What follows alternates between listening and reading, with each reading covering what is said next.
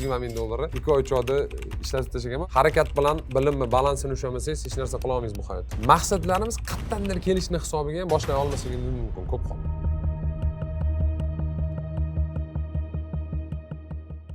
Muvaffaqiyatga erishishda do'stlar qanchalik katta rol o'ynaydi. 4 ta do'stim omadsiz bo'lsa, men ham 5-inchisi omadsiz bo'lamanmi? Meni hamma do'stim omadsiz. Hammasi. Hozir shu videoni ko'rayotgan do'stlar meni mazgim bitarishadi keyin qo'pol qilayotganda. Shunaqa. Men bilmayman nimaga. Bilmaman menga bu formula ishlaydimi, ishlamaydimi?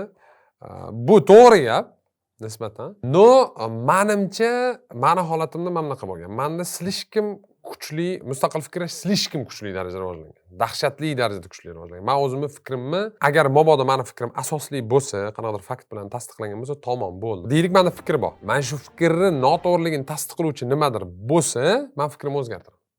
Bo'lmasa, butun dunyo menga qarshi chiqsin, men turaveraman o'zimga. Yoshligimda ham shunaqa edi. Men masalan, karatega chiqardim, boshqa sportga chiqardim. Men ishlaganman. Men 5-sinfdan ishlayman, ustaxonada. So'kishardi, sportga chiqib nima qilasan? Sportga chiqsang oyog'ingni sindiraman. Farqi yo'q, bir xil. Kimono ham o'rardim, hojatxona oldiga tiqardim tepaga. Hozir hojatxonaga borib kelay derdim-da, shuni olardim. Chuf ketdi trenovkaga. Qaytib kelardim, yana gap eshitardim. Yana shu narsa takrorlanadi. Misol uchun 20 yoshdan o'zim yashayman. 20 yoshimdan o'zim yashayman, polностью o'zim. Xohlaganim qilganman, bilganim qilganman. Men hech kim tiymagan, hech kim hech narsa qilmagan va tajriba ko'rsatib turibdiki, bu holatda, meni holatimda bu yaxshi bo'lgan. Nimaga? Chunki menda mustaqil fikrlash yaxshi rivojlangan bo'lgan. Do'stlar qanchalik ta'sir qiladi? Ochiq oyda aytaman, qo'pol bo'lsa ham, kuruk pulga qarab tanlanadi.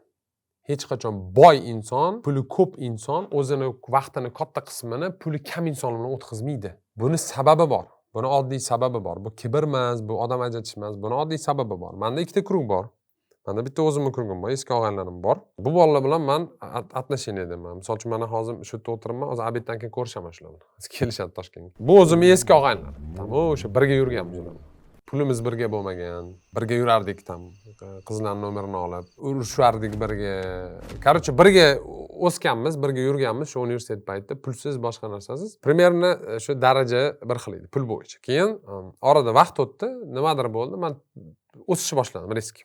Hozirgi kunda ham ko'rishaman, lekin u bolalar bilan bizda oramizda tafovut borligini hisobiga qiyin. Meni ikkinchi kurugim paydo bo'ldi orada. Bu ikkinchi kurug puli bor kurug. Puli bor ularni. Tadbirkor, puli ko'p, ko'pini pul menikidan ko'p. Bu kurukda hammadan pulim ko'p bo'lsa, bu kurukda hammadan pulim kamman. Lekin bu kurukda уже bunaqa tafovut yo'q. Ketdik. Va hokazo. Endi bu tam bular yomon, bular yaxshi va hokazo haqida gap ketmayapti. Просто pul masalasi baribir odamni bir-biriga taqiydi. Shu narsa bor. Endi savol, siz muvaffaqiyatga erisha olaysizmi atrofingizdagi muvaffaqiyatli odamlar bo'lsa? Prikol bilasizlarmi nimada? Prikol shundaki, muvaffaqiyatli bo'lmagunizcha muvaffaqiyatli insonlarga qo'shila olmaysiz. Mana shu masala bor. Va bu reallik. Hech qachon siz Murod aka Nazarov bilan krugida o'tirmaysiz, agar ular bilan teng bo'lmasangiz. Yoki ular bilan ishlamasangiz. Nimadir sizlarni bog'lash kerak. Ish, proyekt, pul darajasi, men bilmayman, qanaqadir bog'liqlik, o'zingizdan o'zingiz ular bilan qanaqadir atnasheniya qilishingiz imkonsiz deyarli deb o'ylayman. Shuning uchun men hozir mana bitta 4 ta do'stimdan voz kechib yuborsam muvaffaqiyatli bo'laman, bo'lmaysiz muvaffaqiyatli. Mana shu yerda o'tirib muvaffaqiyatli bo'lsangiz bo'ladi. Muvaffaqiyatli bo'lganingizdan keyin просто ikkita yo'l paydo bo'ladi. Birinchisi, bu bolalardan polностью kechib ketib, boshqalar bilan tusa qilish, ikkinchisi ular bilan ham, bular bilan ham tusa qilish. Menda mana shu ikkinchi algoritm ishlaydi. Bular bilan ham atnasheniyadaman, bular bilan. Eng qizig'ini aytaman, eng prikol tomoni shundaki, mana bu boylar bulardan aqlli emas. Tushunyapsizlarmi? Mana shu eng qiziq joyi shu. Bularning katta qismi aqlliroq bular. Absolutno to'po insonlar puli ko'p bo'lar ekan. Men keyin sezdim bu narsani. Umuman dup odamlar juda ham ko'p pul topishni ham ko'ryapman. Hech narsani tushunmaydi, bilmaydi, bo'mbo'sh, lekin puli ko'p. Nimaga? Bular ko'p narsani test qiladi. Bular hech narsa qilmaydi hech qachon. Davay uni qil, buni qilsangiz umuman qilmaydi. Просто mana shu tinchlik bo'lsa, rexsam, ichkatga bormaydi, qo'shilmaydi, o'zgartirmaydi. Hatto karyerasida o'smaydi. Yangi mas'uliyat olish niyati yo'q. Misol uchun ishxonaga boradi-da, o'sha Face IDga tushib bo'lsa bo'ldi. Men Face IDga tushdim hisob. Ishimni yaxshiroq qilay, nimadir yangilik qo'shay, ertaga oyligim ko'tarilaman degan tushuncha polностью o'lgan. 100%. Mana shu berilayotgan oyligiga taqab ish qilma. 5 million pul olyaptimi? 5 millionlik ish qilar rovni. Bo'ldi. Undan bir ozgina yaxshiroq qilmaydi. Mana shu yetarlicha qilib qo'yadi bo'ldi. Iloji bo'lsa kelmaydi ishga. Bularning niyati dam olish. Men bularning niyati nimadir qilish. Bo'ldi. Farq shunda xolos. qo'shimcha bilim, ingliz tilini biladi emasda. Mana shu ikkita krugimni men aniq solishtira olaman. Bularning hammasini niyati dal shu o'sishni nimadir qilish, bularning hammasini niyati ortiqcha ish qilmasdan o'sha topib turgan narsasini topish. Shunda farq bor. Shuning uchun qaysidir krugga qo'shilaman, o'sib ketaman, hech narsa o'zgarmaydi va muvaffaqiyatli bo'lmaguncha hech qanaqa muvaffaqiyatli insonlar sizni o'zining krugiga qo'shmaydi. Bu aniq. Miyamda juda ko'p rejalar tuzaman, lekin boshlay olmayman. Agar ularni qilganimda hozir hech qanday muammolarim bo'lmasa, nima qilsam bu kamchiligimdan qutulaman? Tak, endi qiyin savol o'zi aslida olganda. Sababi men mana necha yildan beri eslab qolish bilan shug'ullangan bo'lsam, may oyida 12 yil bo'ladi, xudo xolisa. Men bitta narsani o'zim kuzatdim. Odamlar muammo umuman boshqa joyda bo'ladi, o'zlari shu muammoni boshqa joydan qidirishadi. Misol uchun, biror kishi meni oldimga keladi deydi, men til o'rgana olmayapman deydi. Buning sababi deydi, grammatika qoidalari qiyin deydi, xorijiy so'zlarni yodlay olmayapman deydi, xotiram yomon deydi, yana bir narsa sabab keltiradi qisqasi. Aslida olganda sababi juda ham oddiy bo'ladi. Bu xarakter. Ya'ni odamning xarakteri ko'p holatda. Siz yoki intizomlisiz, bitta narsani oxirigacha yetkazasiz, yoki siz intizomsizsiz, hech narsani oxirigacha yetkaza olmaysiz. Bo'ldi, boshqa hech narsa yo'q o'zi aslida olganda. Agar yana nimadir bordek tuyuladigan bo'lsa, bu tuyuladi xolos. Bu yerda bunaqa holatda boshlay olmaslik holatda ikkita asosiy sabab bo'lishi mumkin. Xarakterdan tashqari, birinchisi overthinking, ya'ni slishkim ko'p bilasiz. Katta ehtimol bilan bu aqlli odam, savoliga qaraganda ham miyasi ishlaydi. Ya'ni gap nimada? Ko'p bilgan inson ko'p qila olmaydi odatda. Bu paradoks haqiqatdan ham. Kimdir aytishi mumkin, Davron aka o'qi deysiz, maktabda o'qi, universitetda o'qishga chaqirasiz odamlarni. Nima edi ko'p biladigan odam ko'p narsani qila olmasligi mumkin deb aytasiz. Sababi juda oddiy, analysis paralysis degan narsa bu. Ya'ni analiz qilishdan odam to'xtab qoladi odatda. Ko'p narsani bilgan inson, ko'p reja qilgan inson odatda boshlay olmaydi. Bu birinchi sabab bo'lishi mumkin. Ikkinchi sabab men nazarimda bu yerda noto'g'ri tuzilgan reja bo'lishi mumkin. Ya'ni mana bunaqa narsa borda, odamlarni maqsadlari o'ziniki emas ko'p holatda. YouTube'dan ko'rib olgansiz yoki sizni yaxshi ko'rgan qizingiz tashlab ketgan qachondir misol qilib keltiryapman. Bu oddiy misol xolos. Va siz nimadir isbotlab qo'yish uchun qanaqadir oldingizga maqsad qo'yib olgansiz. Boy bo'laman, dang'illamay uy quraman yoki qaysidir mashina olaman va hokazo. Agar ko'p holatda o'tirib o'ylaydigan bo'lsangiz, analiz qiladigan bo'lsangiz, sovuqqanligi oldingizga qo'ygan maqsadlaringizning katta qismi sizga shuncha kerak bo'lmaydi. Prosta kerak bo'lmaydi. Ya'ni misol uchun meni mashinam yo'q. Mashinamga pulim yo'q emas, men mashinam yo'q. Yaqinda mashina olmoqchi edim, ochig'ini aytaman, Li olmoqchi edim, Li 9. Narxi 70 ming atrofida. Bitta ustozim bilan o'tirib qoldimda, mendan so'radilar keyin, "Mana mashina olmoqchisan, Davron. Nima qilasan mashinani?" dedi. Bu tipi transport, taksi chaqira olmaysanmi dedi. Men o'yladim, chaqira olayman desam, "Nima qilasan mashinani? Nimaga Li? Nimaga Gentra emas? Nimaga mana 15 ming dollarga Gentra olib, Li'ni qolgan 55 ming puliga kvartira olmayapsan?" Aktiv qilmayapsan yoki nimaga aytaman 20 ming dollarlik mashina nimaga aynan Li sabab bormi bu narsani? Kimnidir oldida o'zingni ko'rsatmoqchimisan, Instagramga qo'ymoqchimisan bu narsani? Qanaqa sabab? Keyin boshimni qashladimda o'yladim, haqiqatdan ham Gentra ham transport, Li ham transport. Qayerdan keldi bu Li olish niyati menga? Keyin analiz qilsam, yaqinda bitta tanishim Li oldi. Buxorolik tanishim yangi Li olgan. O'yladimki, havas qildim. Ya'ni maqsadlarimiz qayerdandir kelishni hisobiga ham boshlay olmasligimiz mumkin ko'p holat. Odamga ko'p narsa kerak emas. Shaxsan menga o'ylab qarasam, bitta ko'rpa kerak, yegan ovqat kerak, bo'ldi. Boshqa hech narsa. Dang'illama uy kerak emas, qanaqadir boshini ham kerak emas. Fokusni buzadi faqat. 21-yilda bu kasallikdan o'tib ketganman. Men birinchi katta topgan pulimga o'sha paytda Malibu bo'lardi. Malibu olganman 369 million so'mga. 34 mingmi, 33 ming dollarmi shunaqa edi u payt. Qisqasi 120 ming dollar pulni 2 oyda ishlatib tashlaganman. Hech qachon qo'limda ushlamagan 10 ming dollar ushlamagan bola 120 ming dollarni 2 oy 3 oyda ishlatib tashlaganman va odam tez ko'nikar ekan yaxshi hayotga. Shuning uchun agar mabodo nimadir boshlamayotgan bo'lsangiz, katta ehtimol bilan rejalaringiz, aniqroq maqsadlar sizniki bo'lmasligi mumkin. Pantik bo'lishi mumkin, ya'ni kimdir oldida o'zingizni ko'rsatmoqchi bo'lib qilayotgan bo'lishingiz mumkin. Ehtimol bo'lishi mumkin, slishkim ko'p o'qib olgansiz, ozgina parhez qilib turing. Harakat bilan bilimni balansini ushlamasangiz, hech narsa qila olmaysiz bu hayotda, qiynalasiz. Va bo'lishi mumkin yana bitta narsa, shunchaki nimadan boshlashni bilmayapsiz. O'tirib bir rejalashtirib chiqib, yozib chiqing, nimadan boshlashni bilmaslik ham mana shunaqa kamchiliklarga sabab bo'lishi mumkin. Kechqurun vaqtli uxlay olmayman, o'zimni majburlasam ham bo'lmayapti. Bomdodga yaqin uxlab qolaman. Shu bilan peshinda turaman. Bu holat o'zimga umuman yoqmayapti. Nima qilsam bo'ladi? Endi bu yerda nima qilasiz erta uxlab? Shu savolga javob topishingiz kerak. Meni tanishim bor, Timur aka degan. U odam dizayn bilan shug'ullanadi. adashmasam bir 17-18 yildan beri bu insonni yashash tarzi umuman teskari. Mana любой muvaffaqiyat bo'yicha kitobni olasiz. Shuni yoppasiga teskarisi shu inson. Hamma zararli odatlari bor. Ertalab 5 ta yotadi, obeddan keyin turadi, lekin juda ko'p pul topadi va mendan baxtli. Har holda men shuni deb hisoblayman. Doim kayfiyati yaxshi, hamma narsasi yaxshi, hayotda hamma narsasi yaxshi, lekin umuman hamma narsani noto'g'ri qiladi.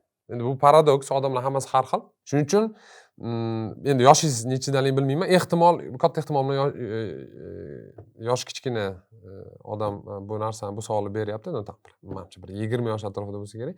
Masala nimada? Mana shunaqa narsa bor yoshlarda, hustle culture deydi. Milliarderlarni ko'ramizda, milliarder ertalab 5 ta turishining sababi u hayotini o'zgartirmoqchi emas, u hayotini qanaqadir keyingi etapga chiqmoqchi emas, uni majburiyati shu. Tushunamizmi? Qo'lingizda 100 mingta odam ishlab turganda, 2-3 ta kompaniyaga har xil yer sharini har xil nuqtasida uchishingiz kerak bo'lganda, ertalab 5 ta turishdan boshqa hech qanaqa yechimingiz ham bo'lmaydi. Biz ularni ko'ramizda, aytamiz, ha, demak, ertalab 5 ta. Misol uchun professional sportsmenlarni ko'rib, ana 300 kilo ko'taryapti, men ham borib ko'taraman degan fikr kelmaydi hech kimga.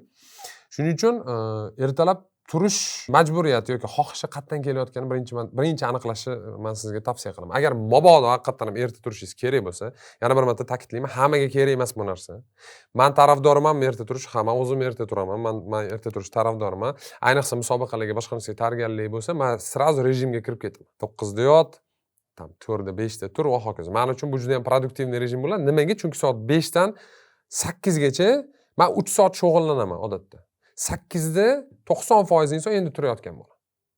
Men уже 3 soat shug'ullanib, ko'p narsani qilib bo'lgan bo'laman. 3 soat уже takoy, menga hech kim telefon qilmaydi ertalab, meni hech kim bezovta qilmaydi ertalab, chiqitga borgim kelmaydi, bormoqchi bo'lsam bora olmayman, hamma joy yopiq va hokazo, fokus kuchli bo'ladi. Endi agar mabodo haqiqatan ham sizga shu narsa kerak bo'lsa, ham erta turish kerak bo'lsa, erta turmoqchi bo'lsangiz, bu meni hayotimni o'zgartiradi deb o'ylamoqchi bo'lsangiz, ayrim yechimlar bor. Birinchi yechim bu ovqatingizni to'g'irlashingiz kerak. Men o'zim sezgan narsa sirkadniy ritm degan narsa bor. Mana Ramazon paytida bitta voqea bo'ldi. Bir kun iftorga bordim. Endi men dieta dedim. Как dieta dedim, misol uchun xohlagan narsamni yemasdim. Ro'za bo'lishiga qaramasdan.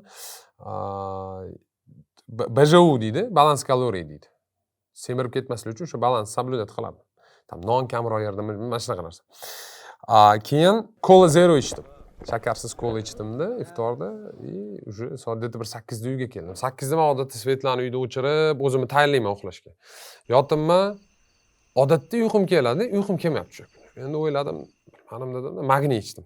Menga endi har baloni ichib yurmanglar, meni ko'rib olib, bu menga nevrolog yozib bergan narsa. Любой narsani ichishdan oldin YouTube'dagi videoni ko'rib olib, qaror qabul qilmanglar, vrachga boringlar. Oldindan ogohlantirayman. Magniy ichdimda, yotibman, uxlay olmayman. Qarasam soat 10:30, 9 da uxlardim har kun. O'yladim, tak dedim, nima nito dedimda. Qiziqishga AI ochdim, GPTni, yozdim. Cola Zero'da tarkibi qanaqa? Kafein chiqib turibdi. Kofe, kafein. Tam allaqancha milligram kafein bor. O'shani o'zi yetarli bo'lishi mumkinmi uyquni buzishga desam, albatta deb yozdi. Menga kafein juda ta'sir. O'zi energiyam ko'p, men kofe ichmayman. Men kofe ichsam вообще turib bo'lmaydi oldimda. Qo'llarim ham qilib ketadi. Uxlamadim. Keyin aytdim, kafeinni qanday qilib kessa bo'ladi? LTA'ni ichsang kesadi dedi. LTA'ning как раз menda bor. Men chunki miyam uchun ichardim. Yana bir marta aytyapman, bironsi ichishdan oldin vrach bilan gaplashing. Keyin LTA'ni ichdim, bittada uxladim. Ya'ni yotgan ovqatingiz sizni uyqungizni sifatiga, qanchalik tez uxlab qolishingizga va hokazoga ta'sir qiladi. Ko'p fast food yesangiz, men yeyman fast food, ko'p emas, haftada 2 marta yesam kerak, bilmadim, plus minus. Lekin har kun fast food yesangiz, har kun yog'li ovqat yesangiz, har kun turli xil qovurilgan kerak emas narsani yesangiz, kofe ichsangiz to'xtamasdan, uyqudan uyquga yaqin, misol uchun 3 soat, 4 soat oldin kofe ichsangiz, adashmasam kafein 8 soatda chiqib ketadi, plus minus. Siz uxlamaysiz vaqtida. Mana shu narsaga e'tibor berishingiz kerak bo'ladi. Birinchisi, ikkinchisi, agar pram uyquni to'g'irlamoqchi bo'lsangiz, tem bo'lib tadbirkor bo'lsangiz, tadbirkorlik uyqu must have eng asosiy narsalardan biri deb hisoblayman. Uyqu bu investitsiya. Chunki mana e'tibor bering, agar uyquga to'yib tursangiz, любой narsani qila olasiz. Uyquga to'yib turmasangiz, chala uyqu bo'lsa, dabdalangiz chiqadi. Dabdalangiz chiqadi. Oddiy bitta karrani ham hisoblamay o'tirasiz. Tuppi chiqib turadi. Odam tupi, charchagan odam tupi odam. Tamam, mana shu o'rtasiga barobar qo'yaveringlar. Charchagan, uyquga to'ymagan inson bilan tupi odam hech qanaqa farqi yo'q. to'xtamasdan adashasiz, diqqatingiz joyida bo'lmaydi, hech narsa o'rgana olmaysiz. Ba'zilar misol uchun til o'rganishda uyqudan kelsaman, 4 soat uxlayman, ko'proq o'rganaman deydi. Eng ahmoqona qarorlardan biri. Men umrimda ko'rgan eng ahmoqona qaror uyquni kamaytirib o'qishga sarflash. Bu birinchi masala, ya'ni ovqat yeyish. Ikkinchi masala specialistlarga borib ko'raylik. Shaxsan men nima qildim? Men Sharm el-Shayxga bordim komanda bilan. Biz u yerda dam oldik. Undan keyin qaytib keldim. Sharm el-Shayxda tabiiyki endi dam olyapmiz. Bizni rejimimiz buzilib ketgan. Har kun soat 3 da uxlayman, har kun soat 2 da uxlayman u yerda endi o'tdi vaqti bilan. Keyin keldim soat 12 da kechqurun samolyot qo'ndi. Ertasi kuni ertalab soat 5 da turdim trenovkaga. Hech qanaqa muammosiz. Va buning sababi qisman buning sababi meni xarakterimdan, tajribamdan, insonimdan tashqari buning sababi bu meni tanish mutaxassis nevrologim borlik. Men uyqumni to'g'irlash bo'yicha nima ichishim kerak, nima yeyishim kerak va hokazo bo'yicha polностью maslahatlashaman. Aminokislotalar, boshqa narsalar yozib beradi. Men shu narsani ichaman. Mana vrach bilan gaplashaylik deb bekor aytmayapman. Va bu menga rejimimni to'g'irlashga shunaqa zo'r ta'sir qildiki, Ramazon keyinchalik kirib kelgandaki, o'sha iftordan keyin men o'sha soat 8 da bo'ldi. Men nika qo'yman, uxlashim kerak. Misol uchun yana shu darajagacha men rejimga kirdimki, men yakshanba kun soat 7 gacha uxlamoqchi edim. Ya'ni shunaqa qilib rejim qilib olganman. Soat 23 gacha uxlayman. Soat bir yakshanba kun deylik 9 da emasda, soat 23 da yotaman. Soat 11 da va 7 da turaman. Tura olmadim, boraman 7 da. Ertaroq turdim. 5:30 uzoq 6 gacha yotdim. Undan umuman yotaman bo'lmadi, uxlaman bo'lmadi. Rejimga shunaqa qilib kirishib qoldim. Va buning o'sha ikkita asosiy sababi, birinchisi ovqatlanishimga e'tibor berdim. Prям diyetaga o'tiring demayman. Prosta uyquga yaqinlashgan sari ovqatni og'irligi pasayishgan. Osh yesangiz uyqudan 1 soat oldin uxlamasligingiz tabiiy. Kofe, mofe va hokazolarga e'tibor bering, shakarga e'tibor bering, shakar kamaytirish kerak. Bitta mutaxassisga mana mutaxassislarni sanab o'taman. Nevrolog, psixoterapevt bo'lishi mumkin. Somnolog bu uyqu bo'yicha mutaxassis. Borib turib gaplashing, 3-4 ta narsa yozib beradi. Ishoning, uyqungizni to'g'irlaysiz va ishoning, uyqungizni to'g'irlaganingizdan keyin hayotingizdagi hamma narsa to'g'irlanib ketadi. Irodangiz joyiga tushadi, stress kamayadi, ko'p narsaga ulgurishni boshlaysiz, ko'p narsani qilishni boshlaysiz. Shu boshingiz ichiga kirmayotgan shu so'zlar, shu yodlamayotgan narsalaringiz, eslab qolmayotgan narsalar, hammasi eslab qolinishni boshlaydi. Hammasi joy-joyiga tushib ketadi. Shunaqa. Menimcha shunaqa bo'lsa kerak. Zararli odatlarimga xuddi narkomandek bog'lanib qolganman. Qutulish xohlayman, ammo qo'limdan kelmayapti. Zararli odatlarimga xuddi narkomandek. O'zi savolli ichida shu holatni ta'rifi bor. Любой zararli odat bu narkomaniyaga juda ham yaqin narsa. Narkomaniya ham zararli odat. Qo'pol qilib aytganda. Prosta slishkim kuchli ta'sir qiluvchi zararli odat u. Qutulish xohlayman. Hamma ham qutulish xohlaydi. Qaranglar, ideal odam yo'q. Sizlarga bordek tuyulishi mumkin, men tushunaman. Kimdir ideal bo'lishni xohlaysizlar, lekin ideal odam yo'q. Odamlar odamlarni ideallashtiradi. Misol uchun, meni ideal deb o'ylaydi kimdir. Men juda ham ko'p eshitganman. Men IELTS'im 9, kimdir IELTS 9 deydi Davron akani. IELTS topshirmaganman hech qachon. Guinness rekordiga kirib $1 million olgan deydi. Kitobni deydi, bitta xaridda deydi. Shuna o'tkazib tashlaydi, eslab qoladi deydi. Borimdan ortig'im borda. Yoki borimdan yomonim bor. Ya'ni odamni, konkretni odam obyektiv ko'rish juda qiyin. Misol uchun bitta odam bor, bitta shaxs bor. Mediada. Deylik, meni kimdir yomon ko'radi. Tabiiyki, meni yomon ko'rgandan keyin meni borimchalik ko'ra olmaydi u inson. Hech qachon meni borimdan battar ko'radi. Tushunyapsizmi? Meni yomon ko'radi, mashinlik deydi, o'g'ri deyishi mumkin, yana nimadir deydi, qanaqa gap tarqatishga harakat qiladi. Короче, men yomonman. Men o'zimni borim shu yerda bo'lsa, u inson uchun men mamnunman. Boshqa inson bor, meni kuzatadi, u meni fanatim, qiziqadi, qachondir YouTube'dagi o'sha rekordimni ko'rgan, nimamdir ko'rgan va men mamnun bo'lsam, u meni mamnun ko'radi. Aniq meni o'zimni ko'rish qiyin. Buning uchun meni ancha yillar tanish kerak. Va zararli odatlar masalasida men zararli odatlarning hammasi bo'lishi mumkin bo'lgan hamma zararli odatlar boshimdan o'tgan meni. Bilmadim nimaga, menga zararli odatdan voz kechish juda oson. Men bittada voz kechaman. Diyetaga o'tirish kerak bo'lsa, men kerak bo'lsa degan savol juda ham asosiy bu yerda. Menga misol uchun diyeta kerak bo'lsa, ertaga kimdir aytsa, Davron 80 kilo bo'lishing kerak. Jahon chempionati yutish uchun, okey, ketdik, men 80 kilo bo'laman. Hech qanaqa muammo tug'dirmaydi menda bu narsa. Zararli odatda zarari meni maqsadimga zarar keltirmasa bo'ldi. Men uchun zararli odat bo'lmaydi avtomatik. Endi bu yerda bitta narsani tushunishingiz kerak. Zararli odatdan qutulishni deyarli imkoni yo'q butunlay. Ko'pchilik uchun har holda nimadir sabab bo'lib qutulishingiz, sabab bo'lmasa agar mabodo bu ichish bo'lsa va prям ko'p alkogolga ko'p berilib ketayotgan bo'lsangiz, bu yerda o'sha mutaxassislarga tavsiya qilaman borishni. Vrachchi oldiga borasiz, terapevtmi bilmadim, vrachchi oldiga borasiz, o'sha tushuntiradi o'zi. Agar mabodo chekish bo'lsa, Allen Carrni zo'r bitta kitobi bor. Bir paytlar mani yaqin qarindoshim, yoshi kattaroq odam 2009-yilda shu kitobni o'qigan, butun umr chekib yurgan inson tashadi. Shu bitta kitobdan keyin shu bilan qaytib sigaret chekkan.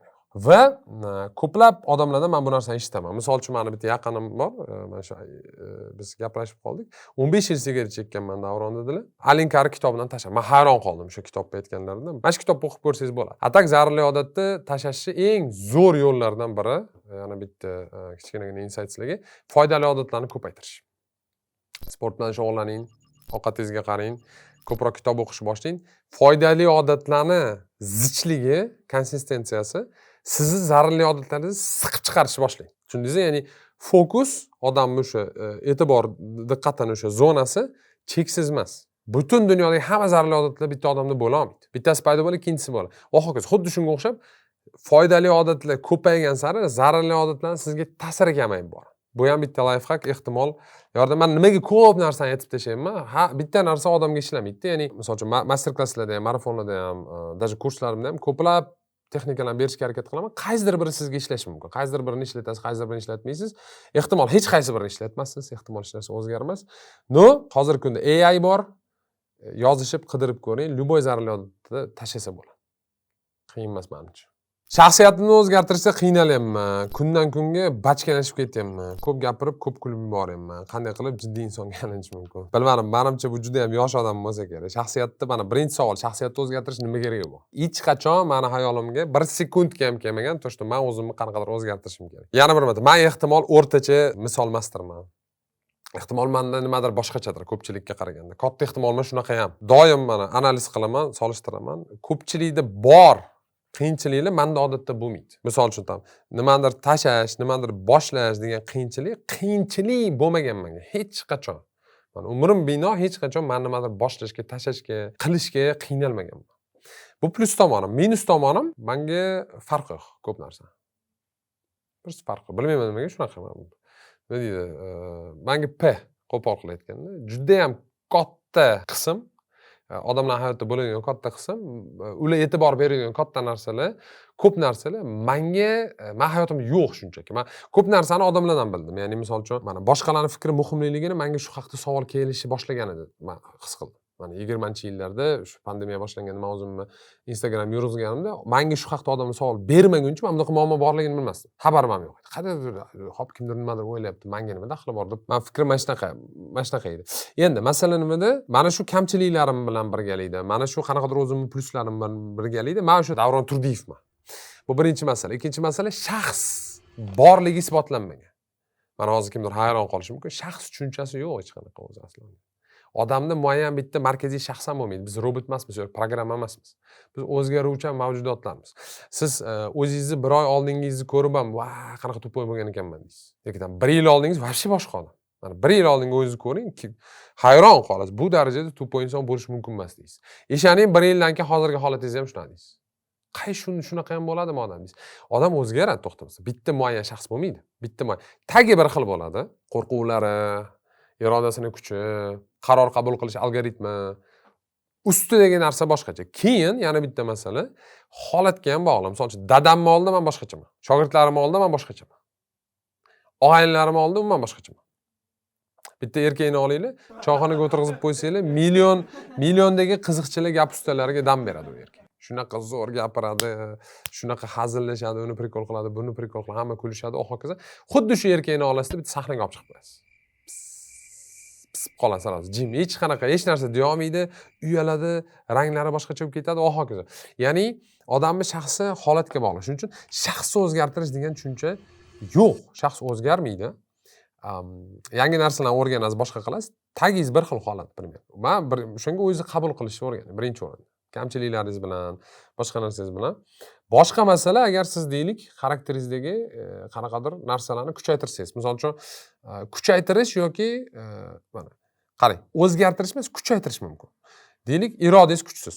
Uni kuchaytirsangiz bo'ladi. Eng oddiy yo'li sport zaliga chiqasiz. Deylik, xotirangiz chatoq, kuchsiz. Xotirangiz kuchaytirsangiz bo'ladi. Va hokazo. Umumiy lekin algoritm o'zgarmaydi, ichki algoritm. Keyin yana bitta masala, Boshqalar bilan mana kundan kunga bachkalashib ketyapman deyapsiz. Ehtimol sizga shu stand up bilan shug'ullanish kerakdir. Mana bir shakarni olinglar. Kampir topadim shu bola. Puli tiqilib yotibdi katta ehtimol. Nechta odam bachkanaligi uchun muvaffaqiyatli bo'ldi. Qo'pol qilib aytganda. Nechta odam bachkanaligi uchun, kulgililigi uchun dunyoga tanildi. Mr. Bean, Jim Carrey, men bilmayman, misollar ko'p-da endi qo'pol qilib aytganda. Menda ancha muvaffaqiyatli insonlarning katta qismi bachkana. Bu normal holat. Shuning uchun pram shaxsingizni o'zgartirishingiz kerak emas. Prosta o'sha bachkanaligingizni hatto ko'rsatishni bilib olsangiz bo'ldi. Ohanglaringiz oldida xohlaganingizcha bachkana bo'ling. Ayrim joylarda buni yo'q qilish uchun nima qilsangiz bo'ladi? Agar yoshroq bo'lsangiz, men sizga tavsiyam, yosh kattaroq odamlar bilan ko'proq to'ysiz qiling. O'zingizdan yosh kattalar bilan yuring ko'proq. Misol uchun, meni atrofimda tengdoshlarim deyarli yo'q. Meni atrofimda yoki mendan kichkina ko'pi. Bu odatda meni komandam ishlayotgan bolalar, marketing va hokazo, yoki mendan yosh katta odamlar. Meni networkim katta qismi mendan 90% qismi mendan ancha yosh katta odam. Kami minimum 4-5 yosh katta odamlar, ular bilan liga qilaman. Maktabda ham shunaqa. Men yosh kattalar bilan ko'proq liga qilardim. Bu sizga ta'sir qilishi mumkin. Bo'lishi mumkin, qanaqadir birorta takoy subordinatsiyasi bor, bankka o'xshagan joyga ishga kirsangiz, bu narsa to'g'rilanib ketishi mumkin. Agar prям sizga xalaqit berayotgan bo'lsa, kirib 1 yil yurasizmi, yarim yil yurasizmi, xarakteringizni o'sha qismini ozgina bo'lsa ham to'g'rilaysiz. Lekin, prinsipi bachkanalashish, ozgina hazillashish, boshqa narsa qilish holatga bog'liq va ayrim holatlarda bu normal holat. Og'aynilar orasida boshqa joyda va hokazo. Shuning uchun qanday qilib jiddiy insonga aylanish mumkin debsiz? Jiddiy insonga aylanish shartmi? Jiddiy insondan zerikarli odam bormi dunyoda? Sizga savol. Yoshlikdan juda ham yo'qchiman. Dadam ham shunaqa. Gen bilan bog'liqmi shu narsa? Ko'p uxlasam ham muammo yo'q, lekin baribir bo'sh bo'ldim deguncha uyqum kelaveradi. Qanday qilib shu yomon odatimdan qutulsam bo'ladi? Endi bu savol menga emas. Bu savol spetsialistlarga, bu savol vrachlarga, doktorlarga. Bitta narsani tushunib olinglar, iltimos. Bitta narsani o'zingiz uchun yaxshilab tushunib oling. Hozir gen haqida ozgina gapiramiz. Hech qachon hech kim hech qanaqasiga vrachchi o'rnini bosa olmaydi. Bu narsa bo'lishi mumkin emas. Tushundinglarmi? Bo'lishi mumkin emas.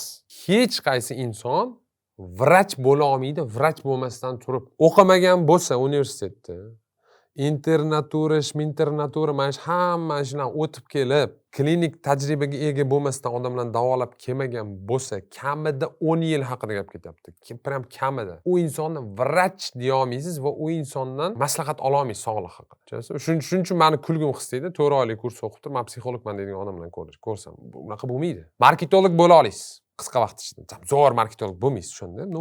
Marketolog bo'la olasiz. Ehtimol montajyor bo'la olasiz. Ehtimol operator bo'la olasiz. Ehtimol aytishnik bo'la olasiz. Sayt yasashni o'rganasiz. Ehtimol minimalist bo'larsiz. Ehtimol ingliz tilini o'qituvchi bo'lasiz, lekin vrach bo'la olmaysiz. Tushundingizmi? Ya'ni vrach bu institutsiya. Olim, vrach, injener odam minimum 10 yildan keyin paydo bo'ladi. Mana shu sistemaga kiradi. Juda katta intensivlik bilan 10 yil to'xtamasdan uzun ketdim. Faqat hamma narsani yig'ishtirib shu ish bilan shug'ullangandan so'ng vrach degan inson chiqib keladi bu dunyoga. Undan oldin emas. 100%. Bu degani lyuboy sog'liq bilan bo'lgan muammoni menga o'xshagan influenserlardan emas, Muhammad Alidan emas, yana qaysidir boshqa birorta ustozdan emas, vrachdan so'rashingiz kerak. Boshqa masala bor, yaxshi vrachlar kam. To есть mana shu 10 yilni sachkavat qilib o'tgan vrachlar ham bor, darsga kelmagan, boshqa narsa qilmagan. Bu endi bu normal holat. Ya'ni lyuboy yo'nalishda shunaqa. Misol uchun hozir men bozor ko'rsangiz, marketologlar ko'p-ku, men marketologman deydi. Nechtasi marketolog realni? Nima deb o'ylaysizmi? Misol uchun men o'ylayman, tam 10 ta men marketologman degan odamni chirtib turib bir ikkitasini qoldirsa bo'ladi. Bir o'ylab ko'rish kerak. Bozor yaqinda shakllangan bo'lsa, deylik, meni yo'nalishim onlayn kurslar. Okey, onlayn kurslar shakllangan bo'lsa, tam bilmayman, men 20-yilda boshlaganman, 5 yil oldin. Taxminan o'sha paytda paydo bo'lgan bo'lsa kerak, plus minus. Undan oldin takoy masshtabda bo'lmagan. 5 yil ichida odam qanaqadir bir o'ta kuchli professional bo'la oladi deb o'ylaysizlarmi? Menimcha. Bu degani meni sohamdagi eng zo'r marketolog ham uzog'i 5 yil oldin boshlagan. Prям uzoq. Mutaxassislik masalasi o'zi qiyin masala. Ya'ni umumiy lyuboy zonada hozir men agar vrachlardan qachondir ranjigan bo'lsangiz yoki qaysidir vrach noto'g'ri maslahat berib qo'ygan bo'lsa, bu normal holat. U baribir vrach. Tushundingizmi? Bu normal holat. Ya'ni umumiy bir marta bitta vrachdan ko'nglingiz qolib, polностью hamma vrachlar haqida xulosa chiqarish kerak emas. Ko'pchilik shunaqa qiladi. Bu institutsiya. Bu buzilmas, tugallanmas narsa. U tam 1000 yildan keyin ham shunaqa bo'ladi. Bu holatda men sizga tavsiya qilaman, somnolikka uchraysiz. Miyangizda nimadir bo'lishi mumkin. Balki gen bilan bog'lanma deyapsiz. Ha, gen bilan bog'liq bo'lishi mumkin. Shunaqa odamlar bor, sal ko'proq uxlang. Bu normal. Albert Einstein butun umr 10 soat uxlagan. 55-yilda o'tib ketgan inson, 55-yilda o'tib ketdi. O'tgan asr qancha? 70 yil bo'ldi. Men o'zimning YouTube kanalimda O'zbekistonda o'zbek tilida o'sha Einstein haqida gapirib o'tiraman. Shu darajada nimadir qoyillatib ketganda bu dunyoda. Tushunyapsizmi? Lekin kuniga 10 soatdan uxlagan. G'irt uyquchi bo'lgan. Ko'p uxlash bu kamchilik emas. Kam uxlash ham bu kamchilik yoki ko'pchilik bir narsa emas. Prosta siz tabiatingiz bo'lishi mumkin. Vrachga borib ko'ring. Balki nimadir nitudir. Ha, aytgancha asosiy masalalarni aytib o'taman. Agar savollar bo'lsa, bu mana shunaqa formatda video olyapmiz. Sizga yoqayotgan bo'lsa, birinchidan like bosing, ikkinchidan videoni kimgadir jo'nating. Uchinchidan, agar siz savolingizga javob berishni xohlasangiz, pastki izohlarga savollarni yozinglar. Faqat tushuntirib konkretni nima va hokazo yozsanglar, men o'sha konkret savolga konkret javob bera olaman. Keyingi chiqishimda o'sha sizlarning savollarga ehtimol javob beraman. Xotira, intizom, dangasalik, maqsad qo'yish, xullas siz ko'pincha gapiradigan mavzularning barchasi bo'yicha muammoim bor. Ammo qaysi nuqtadan qanday boshlashni bilmayapman. Biroz tizim yoki kursingiz bormi bu bo'yicha? Lyuboy bilmayapman bilan tugaydigan savollar ichida javob bor. Bilmasang bilib ol. Ma'lumot kammi hozir? Google ham ketdi pensiyaga qarab, bo'ldi. AI bor. Deep research bor. Lyuboy savolingizga javobni bemalol topasiz. Til o'rganmoqchimisiz? IT ni o'rganmoqchimisiz? Istalgan narsani. Men misol uchun bitta odamni taniyman. Temir yo'lda ishlaydi. Yangi apparaturani shuni rasmga oladi, tushuntiradi. Qaysi knopkani bosish. Bo'ldi, shu zamon keldi. Jarvis bor, esingizda anaqa ko'rgan bo'lsangiz kino. Temir odam. Iron Man'da Jarvis uni yo'q, Jarvis buni yo'q, Jarvis mana buni hisobladi deydi. Bo'ldi, shu zamon keldi. Men telefonimda Jarvis bor. Men nimadir tushunmasam, rasmga olaman, bu nima desam bo'ldi, tushuntirib beraman. Men bu shunaqa deydi. Men keyin aytaman, qaysi knopkani bosib aytsam, mana shunaqa deydi. Bu yerda ham primерно tushunaman. Bilmayapsizmi? Bilmayapman. Qaysi nuqtadan boshlash? Bilib oling, kiring, yozing. AI ga yozing. Men nima qilardim siz holatingizda yozardim. AI, GPT, men mana shunaqa muammoim bor. Buni mamnaqa hal qilmoqchiman. Sababi bu menga mamnaqa narsa beradi. Yoshim shunaqa, turishim shunaqa, irodam mamnaqa tillarni bilaman, buni bilaman. Menga konkretni qadam-ba-qadam qanaqadir yo'l ko'rsattirdim. Yo'l ko'rsatardi. Ko'rsatgan yo'lda qanaqa aybi bo'lsa, muammosi bo'lsa, aytardim, to'xta, menga to'g'ri kelmaydi, o'zgartirib, shunaqa qilib ishlab, oxiri bitta plan qilib oladi. Shu planni test qilib ko'radi. Plan mabodo ishlasa yaxshi, ishlamasa yana bitta plan qiladi. Va hokazo. Bu dunyo testdan iboratda. Men ko'p narsani test qilgan odam yutadi. Hech qachon hech kim bu dunyoda o'rnidan turib bittada muvaffaqiyatga erishib yetib qolmagan. Hamma urinishlardan iborat. Urinasiz, qilib ko'rasiz. O'tga tiqib ko'rasiz boshingizni. O'tga tiqib ko'rasiz boshingizni. Tuda-suda va hokazo yurasiz. Keyin mana kursingiz bormi deb so'rayapsiz. Men sizga bitta narsa aytaman-da. Kurs yordam bera olgan insonga yordam beradi. Qila olmayapman, o'lyapman, kuyyapman, hech narsani topa olmayapmanligi yordam bermaydi. Ya'ni o'zingiz tushunishingiz kerak. Men bitta lyuboy kursga qatnashing. Farqi yo'q. Supermenga qatnashyapsizmi? IT bo'yicha kurs qildingizmi? Kursni olganingizdan keyin kursni ichidagi narsani qilish kerak. Tushundingizmi? Mana 100% yaxshi natija olish uchun deylikdan. Meni xotiramni xohlayapsizmi? Mana shu darajada kuchli xotiramni xohlayapsizmi? Okey, kelinglar, Supermen kitobi yoki Supermen kursi ichidagi mashqlarni bajaringlar. Lekin bajarmasangiz, men nima qilib bera olaman? Tushunyapsizmi? Men ozmoqchiman deyapsiz. Men sizga diyeta yozib beraman. Diyetani ushlanmasangiz, borib turadi, burgerlarni tiqib tashlasangiz, orqama ketadi. Meni funksiyam qanaqa bo'ldi? Ustoz yo'l ko'rsatuvchi. Kurs bu xarita. Yuradigan odam siz. Men ehtimol turtib turarman, motivatsiya berib, tepib, da yur deb, lekin yurmayman deb turib bitta joyga o'tirib olsangiz yoki qochib ketsangiz qayergadir, bu yerda hech qanaqa yordam bermaydi. Shuning uchun qadam-qadam reja yozing. Hozir men shunaqa qilaman, ga kirib yozaman, buni qilaman va hokazo. Qanaqadir rejani ko'rinishi bo'lsin hachabi. Tushundingizmi? Ideal bo'lish shart emas, noto'g'ri bo'lishi ham mumkin. Katta ehtimol noto'g'ri bo'ladi ham birinchi rejangiz. Bu normal holat. Prosta yozing. Men lyuboy muammoda hammaga mana shunaqa o'tirib fikrlaringizni bitta qog'ozga tushiringda, sal holat ko'rinishni boshlaydi o'shanda. Undan so'ng hal qilasiz o'zingiz. Kursda o'qish kerakmi? Yoki birorta kitob sizga yordam beradimi? Yoki deylik, o'zingiz o'sha qanaqadir bitta reja qilib qo'yib, o'sha reja bilan chiqib ketib qolasizmi? Bu narsani mustaqil fikrlash deydi. Odamlarda bu narsa yo'q, mustaqil fikr. Misol uchun men mnemonikani boshlaganimda bu qayerda biror kishi o'rgatganda o'ylaysizlar. Hech kim hech narsani bilmagan mnemonikani. Men birinchi mnemonik menman deb o'yladim O'zbekistonda. Keyin mnemonika bilan 3 yil shug'ullanganimdan so'ng bilsam bolalar bor ekan O'zbekistonda mnemonika bilan shug'ullanadi. Mandan oldin tam qat'iyalar chiqishgan va hokazo. Men 3 yil bilmaganman bu haqda. Absolut menga qorong'i bo'lgan bu narsa. Men bilmasdan искренне, ya'ni ich-ichimdan xolisona o'ylardim, men birinchi odam bo'lsam kerak mnemonika bilan shug'ullangan. Yo'q, mendan oldin bor ekan. Lekin nima farqi bor bu narsani? Men bari shug'ullanib определенный darajagacha chiqdim. Qiyin bo'ldi, qiyin bo'ladi ham. Shunaqa. Keyin ustoz topish masalasida mana shu holatda ustoz topsamchi deydiganlar. Men sizga aytaman, bu dunyoda hamma narsa manfaatli. Siz bilan hech kim o'zini vaqtini, oilasidan, bolalaridan, do'stlaridan, o'zini ishdan ajratib turib yetaklashib yurmaydi hech qachon. Bu narsaga yo pul to'laysiz, yo u inson bilan ishlashingiz kerak bo'ladi. Yo insonga nimadir bera olishingiz kerak bo'ladi. Tushundingizmi? Win-win. O'zidan o'zi просто savob uchun hech kim ustozlik qilmaydi. Отвечаю. Savob bu o'zi ham manfaatli narsa o'zi aslida. Nima uchundir qilasiz. Sababi sizga qayerdadir keyin bu narsa foyda keltiradi. Shuning uchun tushuningki, siz o'zingiz muammoni hal qilishingiz kerak. Tushundingizmi? O'tiringda, plan qiling, bo'ldi, bosing. O'xshasa o'xshaydi, o'xshamasa tajriba bo'ladi. Mnemonika haqida qayerda eshitgansiz? Mnemonika haqida adashib eshitib qolganman. Shu yerda kitob ham bor. Shu yerda yotibdi, birinchi o'qigan kitob. Mnemonika haqida mana shunday qilganman, qidirganman. Menda muammo bo'lgan, xotira bilan sahnaga chiqib gapira olmaganman, qiynalganman. Просто qidirganman Google'da. AI bo'lmagan, boshqa narsa bo'lmagan. Megabayt muammosi bo'lgan. Misol uchun Turkiston degan gostinitsa hozir ham bor. U yerda Wi-Fi ni kodini hamma biladi. Ilgari oldiga kelsangiz, hozir internet muammomiz, shu payt internet muammo bo'lardi. Ko'chada ariq oldida hamma o'tirardi.